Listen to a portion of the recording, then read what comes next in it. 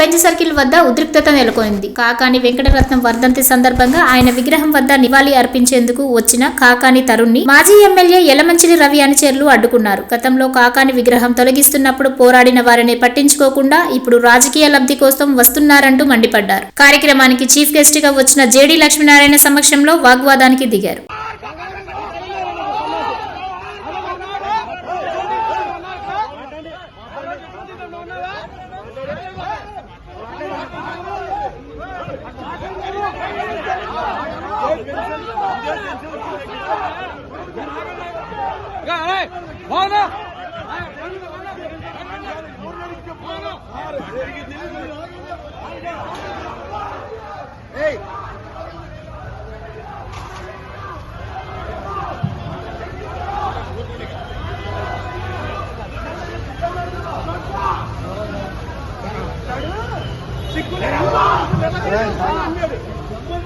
బండి తీసుకోవాలి.